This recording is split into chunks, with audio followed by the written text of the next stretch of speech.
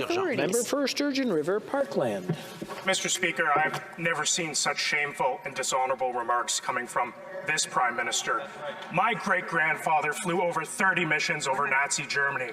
My great-great-uncle's body lies at the bottom of the English Channel. There are members of this Conservative caucus who are the descendants of victims of the Holocaust. For the Prime Minister to accuse any colleague in this House of standing with the swastika is shameful. I'm giving the Prime Minister an opportunity. I'm calling on him to unreservedly apologize for this shameful remark.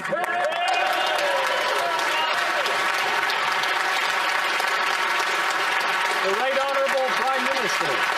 Mr. Speaker, Canadians deserve their freedoms back. Mr. Speaker, these illegal blockades that have continued to interfere with people's livelihoods, to interfere with people's daily lives, I have to interrupt the Honourable Prime Minister, so ask everyone to calm down so we can hear the answer. The Right Honourable Prime Minister.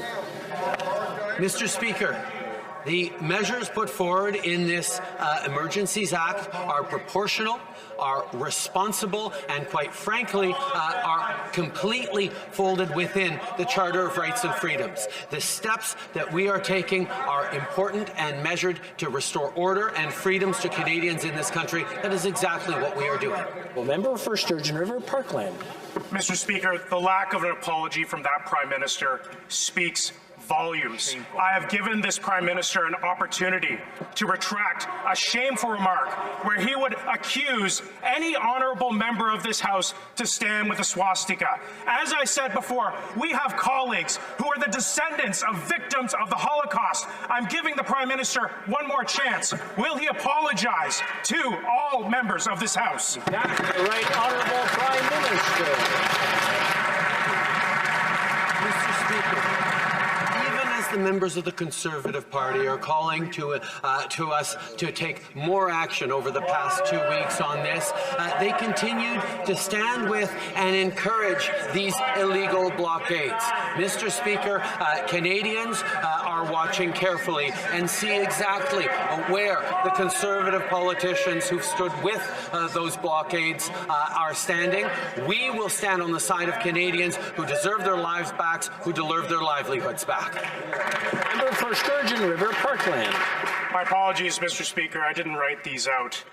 But the fact is, I don't know how any member of the government caucus can stand by this Prime Minister when he accuses honourable members of this House of standing with a swastika. I'm calling on all members of the Liberal caucus to denounce the Prime Minister. I have given him 2 chances to apologize. He has refused to apologize. Mr. Prime Minister, apologize.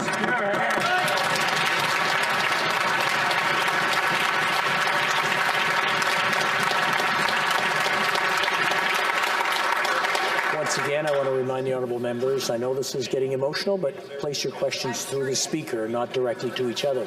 The Right Honourable Prime Minister. Thank you, Mr. Speaker. These illegal blockades have been going on in Ottawa for 20 days now.